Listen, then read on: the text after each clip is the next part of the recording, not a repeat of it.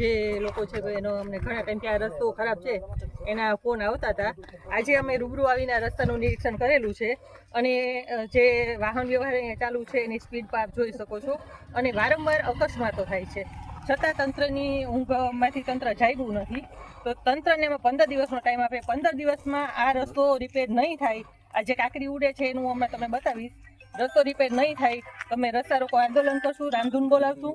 એટલે 15 દિવસનો ટાઈમ આપીએ છીએ. અને ઘણા લોકોના અકસ્માત થયા છે, ઘણા લોકો આપણે જાણ થાય છે કે અકસ્માત થાય છે, ઘણા તો આપણે ખબર નથી હોતી કે અકસ્માત થાય છે, કેટલા લોકોને ઈજા થાય છે, અહીંયા વાહનો ખરાબ થાય છે.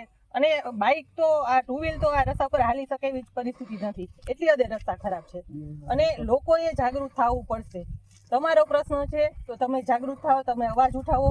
આમાં કોઈ પણ જાતની બીક રાખવાની થતી નથી કે કોઈ પણ આપણે દબાવે ધમકાવે. આપણો પ્રશ્ન છે, આપણે એનો અવાજ ઉઠાવવાનો છે.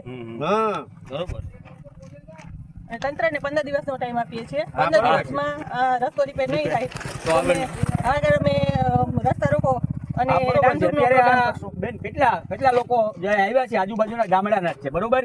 હવે બધા કદાચ આ બેને 15 દિવસની આપણે મુદત એ લોકોને આપી છે. હવે 15 દિવસમાંથી નહીં થાય તો આપણે બધા એક જણો 10 જણા લઈ આવ્યો.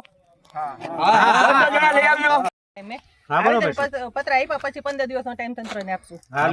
અને બધા ગામડાનો પ્રશ્ન છે અને આવેદન આપવાય ઓછામાં ઓછા વ્યક્તિનો પ્રશ્ન નથી, આ એક વ્યક્તિનો પ્રશ્ન નથી, બધા લોકોનો પ્રશ્ન છે. લોકોએ જાગૃત થવું જોશે અને લોકોએ સામે આવવું પડશે. અત્યારે ઓછામાં ઓછા 50 થી 60 જણા ન્યા આવો તો જ આવેદન દઈએ તો સારું લાગે. સાવ 4 જણા કોઈ અમને ગામે જાગવાનું જ છે આ બધું, બરાબર?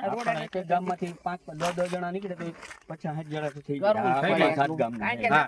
જાય.